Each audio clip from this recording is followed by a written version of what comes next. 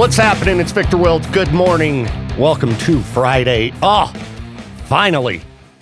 So pumped for the weekend.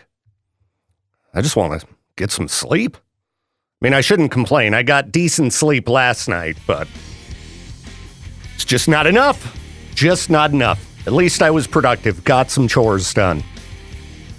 You know, I gotta say, noticed this the last couple days when I got home from work, and really noticed it when I was leaving for work this morning. It stinks in Idaho Falls. What is going on? It's vile out there. I mean, I've seen a lot of speculation about this online as to what's causing it, and I'm not going to start pointing fingers myself because I don't know. But I will tell you, it's disgusting, and something needs to be done. All right? I don't know if we need to contact the city or the county. Yeah, we got tourists coming through here, all right? We want them to stop, stay in our hotels, spend some money.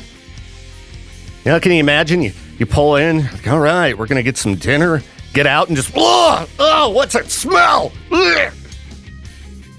It's bad out there. And then they never come back. Never come back. I mean, are we trying to keep people from moving here? Is that what's going on? Listen, I know that the traffic is frustrating, okay? But we all suffer with the unleashing of the stench in the air. So, whatever the end goal is here, I don't think it's really a conspiracy to keep people from moving to Idaho Falls. But it's bad. It's like, you know, when Pocatello would get the inversion. Oh, nasty. Nasty. Come on. We live in these areas where there's not a lot of people, so we don't have to put up with whatever kind of smog that is. I think I'd rather, you know, deal with the auto exhaust than whatever that nastiness is. Anyway, I just wanted to complain about the smell. It's nice to be inside right now. Jeez. Anyway, hopefully breathing whatever that is isn't, like, bad for you. But yikes. Somebody needs to do something about this. Okay. Complaining about smells done. All right, let's take a trip to Florida, see what's been going on around there. I mean, I'm sure we've talked about Florida Man recently, but seems like it's been a little bit. And you can always rely on something pretty much straight out of GTA going down. I cannot wait for GTA 6 taking place in Florida. It's going to be fantastic. Okay, so we got a Florida man wants to play a prank on his girlfriend. So as he's leaving his house, he busts out a 6-inch bottle rocket, big one, and decides he's going to fire this bottle rocket at his girlfriend and then, I don't know, take off. It seems like a terrible prank. I mean, there's a lot of different kind of people out there, but I can't imagine any girlfriend who's going to find it funny when you shoot a giant bottle rocket at her, yeah? So anyway, he lights the bottle rocket, rolls down his window, and then he's slowly driving by her. Then the rocket goes off, but it doesn't go out the vehicle. It just starts bouncing around inside of this guy's car. Ends up in the worst spot it could possibly land and get stuck. That would be right between the guy's legs. And then it blows up. Because, yeah, it's one of those ones that would, really explode in the sky. And the guy said, it was so loud. He said it was more than deafening, more than disorienting. I couldn't see, I couldn't hear, I couldn't walk. I thought I was dead. Massive explosion. You don't want to be driving down the road and suddenly have an explosion in your vehicle. I don't know what an explosion inside of a small space like a car would be like, but I bet it's really loud and really terrifying. So anyway, some neighbors heard the explosion, rushed to the scene, and they found the guy on fire. Well, yeah, a giant bottle rocket blew up in his lap. So they put him out. You know, he's burned all over the place, and the outlines of his sandals were still burned into his feet. Anyway, he's going to be all right. They took him to the hospital. He was treated for second-degree burns. And then I guess he talked to the press and they're like, you going to use fireworks in the future? He's like, what do you think? No. So anyway, don't do that. All right. Might seem like fun to shoot fireworks out of your vehicle, but all it takes is it going wrong one time. And, aerial fireworks around here, illegal. You go to jail anyway. Glad the guy's all right, but jeez, Florida man. So most people think that what I do is a very fun job, and they're right. It is pretty fun.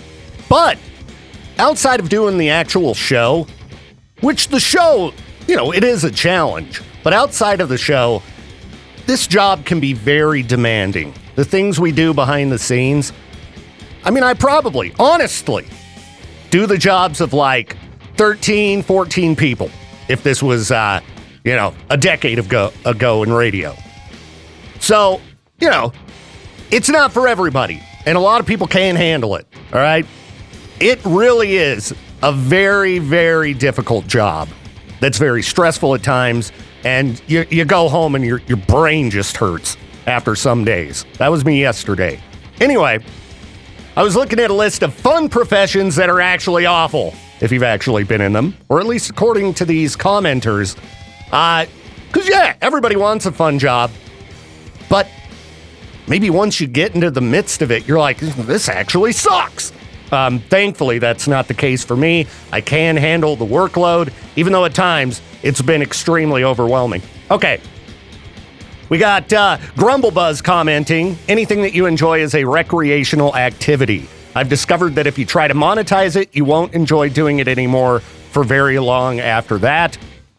Man, wouldn't that be a bummer? Like, I enjoy making online content. I actually recorded a YouTube video that I'm in the process of uploading this morning. Reaction video to the new track from Shadow's Fall, which I'm going to get on air here in just a few. Really good. So I enjoy making that content, my YouTube stuff, and anything else online. Not monetized, or, well, if you do get a payment, it's like nothing. It's, a couple bucks.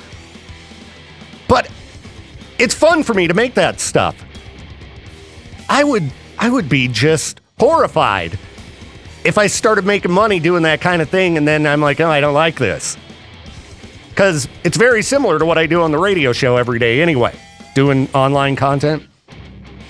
So I don't know. I wouldn't just listen to Grumblebuzz. If you've got a hobby that you can monetize, you may be able to make that into a full-time job eventually. And I bet it's, for most people, going to be pretty sweet. All right? I wonder what his hobby was. Wonder what he did. Started making money and was like, I hate this. All right, we got RoboCup1 saying working on film sets is a lot of fun, but it comes at tremendous personal and health cost for below-the-line workers. Long hours, unpredictable employment, and a totally different way of life than most regular jobs. It will cost you your relationships outside of work and your health. It is absolutely a lot of fun to work on these sets. I would never want to do anything else, but it will absolutely ruin you. You would think working in film would be fun. I bet it's really stressful. And I've heard podcasts where actors will talk about working on movies, and they always seem to complain about the same thing, being stuck in the trailer all day. Like you're just kind of waiting around for your shot to be filmed. So you might be sitting in a trailer for 6 hours doing nothing. To me, that don't sound too bad. I enjoy sitting around, but if you're a person who needs to be busy, I bet it would make you crazy. I mean, I can entertain myself with TV, my phone, or books. Video games. If I was a good actor, boy, that job's right up my alley. I don't mind part of my day being just sit there, all right? Take a nap? That'd be great. I mean, I guess it takes me about an hour to wake up after a nap, so I probably wouldn't want to do that. All right, other jobs that sound fun but are awful. Doggy daycare. I would imagine that would be awful. You get a whole bunch of dogs together. they get crazy, and then that's a lot of waste to clean up. And I could get more graphic with this, but I'm not going to. Let's see. My cousin's a professional gamer. He told me after a while it stops being fun and becomes endless grinding just to get an edge over the competitors. Can you imagine video games being ruined for you? Oh, that would be terrible. That'd be the worst. Yeah, maybe back to picking up on a hobby that you can do for a living. I don't know. That would really suck to have the things you enjoy ruined. You know, like I love playing guitar and writing songs. You hear a lot about how rough it is for bands in this day and age. Oh, man. Well, anyway, I might dig through this article, this post, see what other stuff we've got in here, but I got to get that video uploaded. All right, everybody knows that cryptocurrency, I mean, it's risky business, right? To dump your money into. Now, if you're really good at these kind of things, okay. But, you know, me, anytime, to me, investing is sort of like gambling. Anytime I've bought stocks, they tank. Anytime I do anything, I buy a lotto ticket, money in the garbage.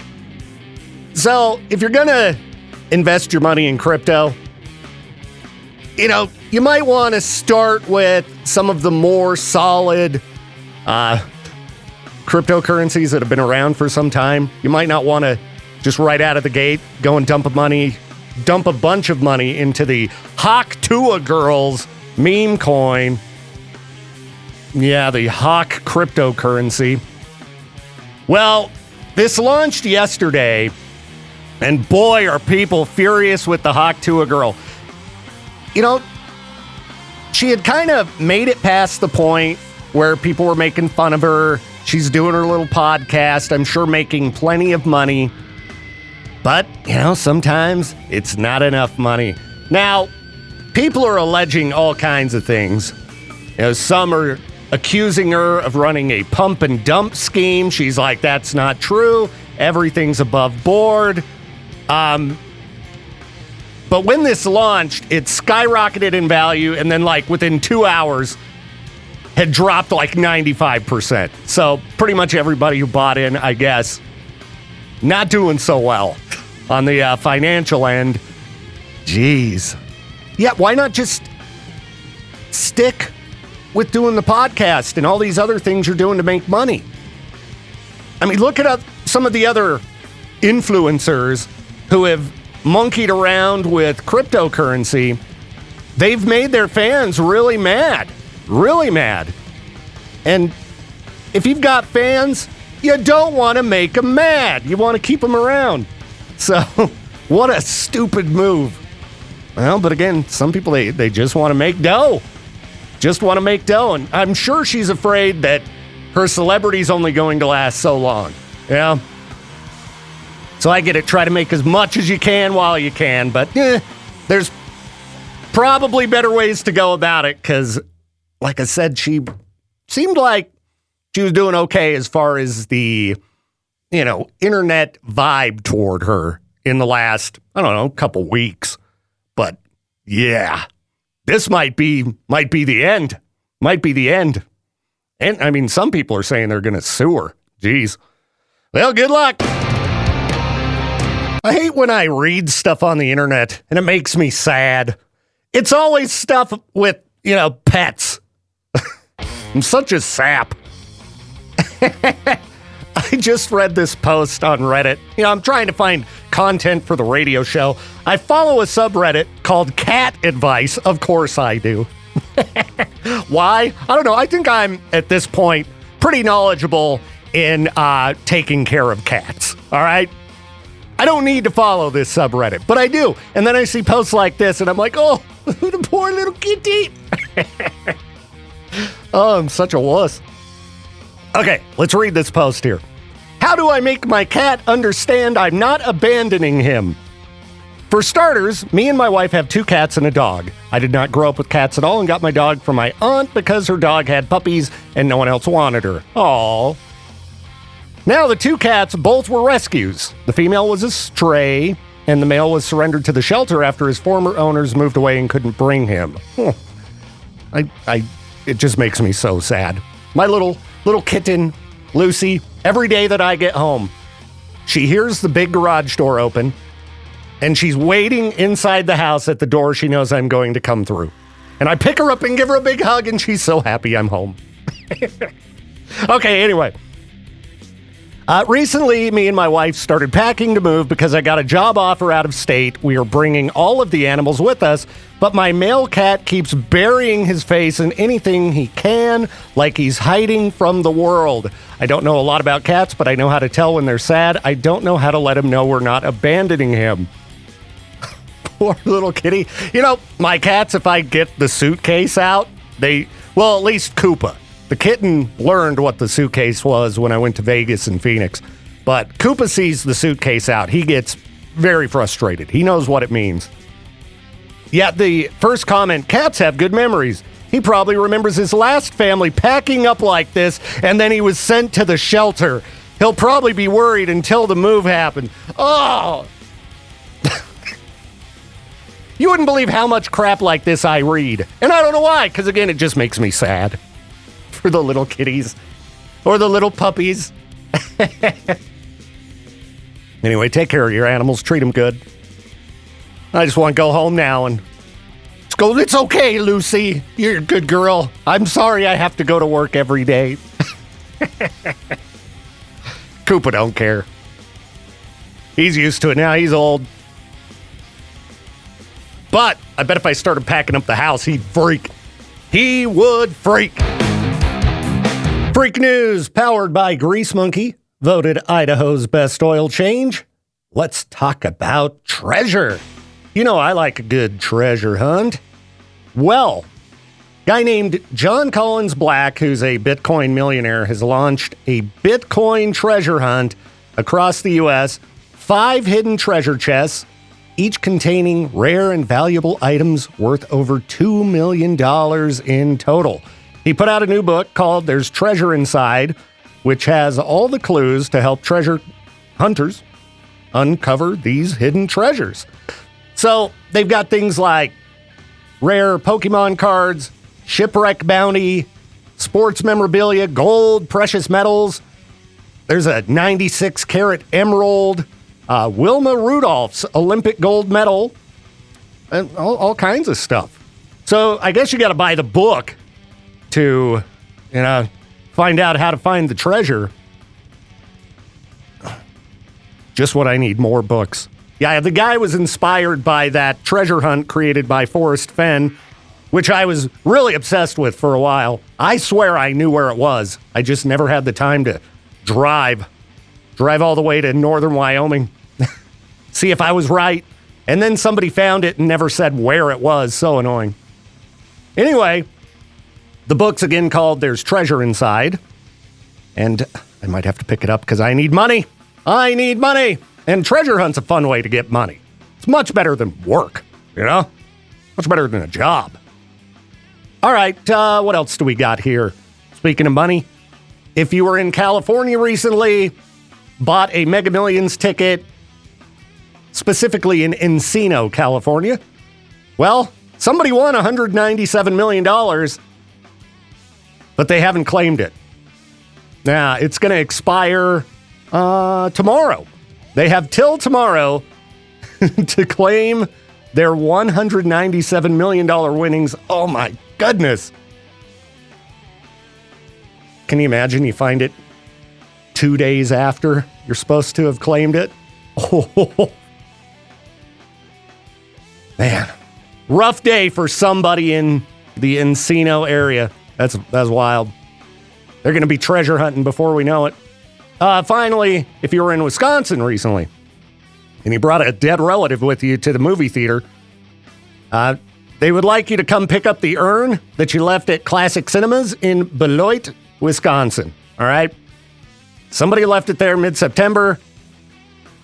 You would think somebody would have noticed at this point, but maybe their family member was like, I just want to be permanently residing at my favorite place, Classic Cinemas. All right? Take me to see Terrifier 3 and leave my ashes there. All right. Well, hopefully they, can track down whoever's family member this is. I mean, I honestly could understand something like this happening. I had my dad's ashes in my truck for like a couple years. Just drive around with them. I just had them in there in case, like, oh, this would be a good place to spread some ashes. But I started, getting worried, like, okay, what if, I don't know, somebody steals my truck? I don't know. I took them out, put them in a nice urn. They're on display for all to see who come visit my home. All right. Let's move along. Roll into this 8 o'clock hour. Plenty of show coming up. We got traffic school in about 45 minutes.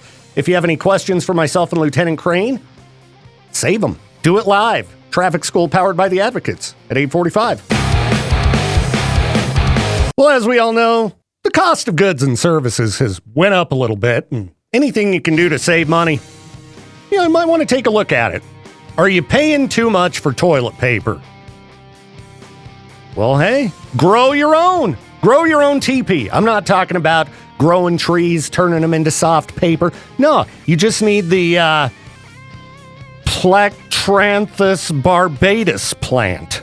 Got some big leaves here, and I guess they are soft. They have a soft texture and emit a minty, lemony fragrance. So, they're also scented.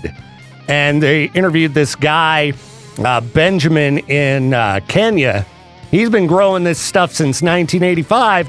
You're like, the only time I'd pick up TP is if I've picked all the leaves. These are the best.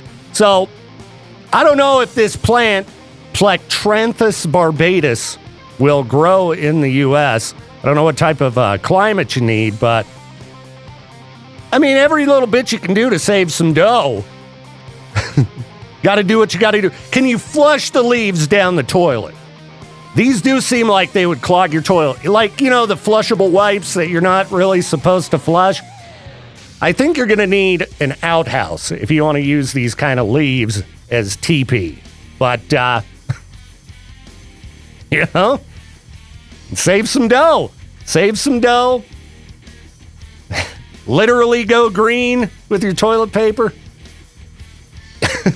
I don't want to know if you actually do this. All right? You can keep it to yourself, but glad I could help you save, a few bucks. Well, I guess we're going to continue talking about growing your own toilet paper because I got an update from listener Brandon posted on my post about traffic school that, well, this is not related to traffic school, but I just want to say, horticulturist here.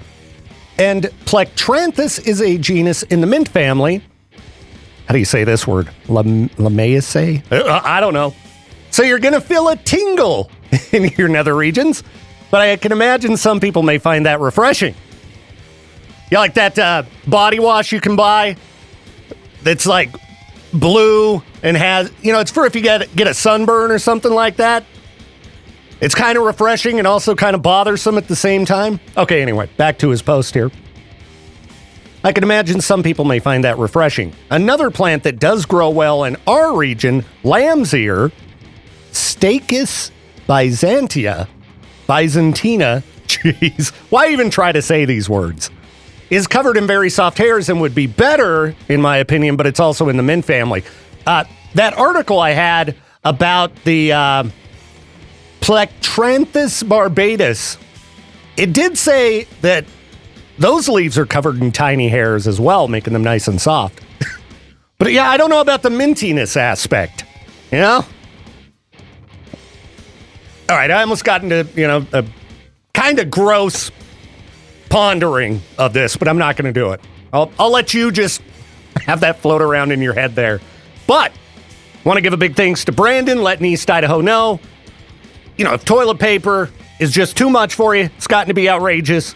You need to grow lamb's ear. Just, bushes of it all over your yard. But you're going to have to dig a hole to throw the leaves in when you're done. Again, I don't think most toilet systems are going to be able to handle that. One leaf at a time, it's a lot of wasted water.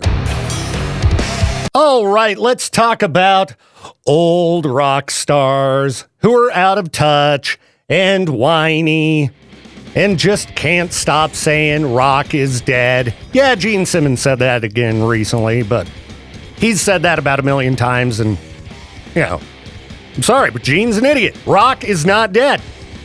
Rock is in probably the best place I've seen it in since the early 2000s. It's really on the rise. You are seeing so many bands elevated to arena status. You've got legacy acts coming back on the scene, like Linkin Park. Rock's killing it right now. We have great new bands putting out awesome music. What is he talking about? Dave Ellefson of Megadeth. Meh. Unless you're an established band. Well, kids are, they're into Facebook and Tesla. Okay, dude. I don't think kids are that into Facebook, Dave. I think they're hanging out on a different place called TikTok, where bands like Ghost blew up and gained tons and tons of young fans when their songs gained popularity on that platform. Happened with Sleep Token. Happened with Bad Omens. And you have pop stars putting out rock-tinged tracks. Lady Gaga put out that industrial-esque track, Disease. Olivia Rodrigo putting out rock songs. There's a lot of songs that we put on Z103 that are like straight up rocking. Linkin Park is on Top 40 radio, okay? I don't think we've had rock bands on Top 40 radio since like Nickelback and Creed, all right?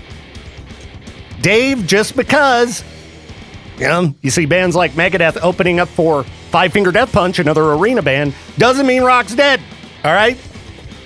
I hate to break it to you, but everything goes in cycles, and, you guys just aren't what you were in the 80s. Settle down. It doesn't mean that everybody sucks. Kids don't like rock music. Being a rock star is not cool anymore. No, everything's going great for rock. All right, I've been out to shows. I've talked to fans. Rock is in the best place it's been in ages. So, I don't know. I guess these news websites need something to report on, and boomers whining about the old days, well, I guess it makes for an article. Now might be a really good time for you to get angry. That's my secret, Cat. I'm always angry. We've been getting a lot of these lately. Cue the outrage. All right, let's talk about Gojira. How could anyone get mad at Gojira, right? They're one of the best modern metal bands. All super nice dudes.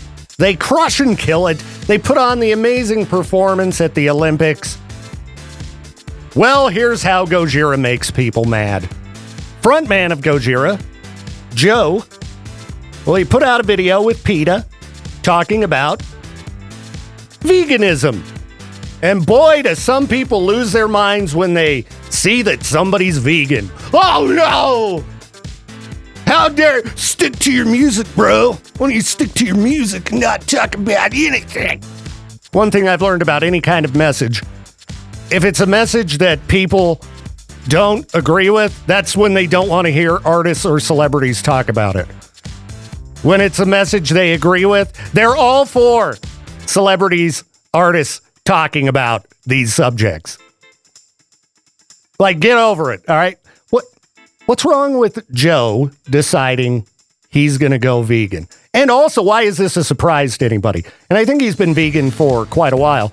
This is the band that put out a song called Flying Whales, all right?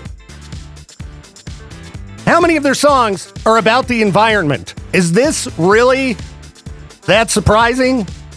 This information? I just, some of the things people get upset about, it just blows my mind. If somebody doesn't want to eat animal products, okay.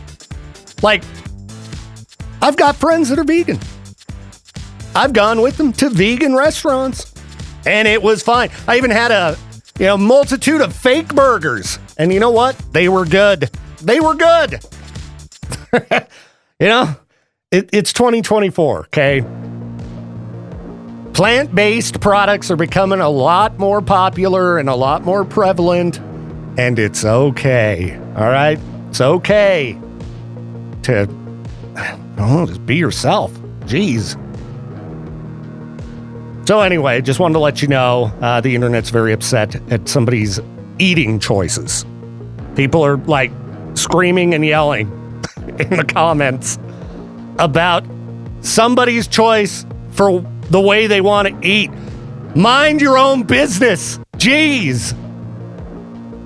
Go get a cheeseburger, enjoy it, and let other people have the Beyond Burger. Is this that big a deal? No.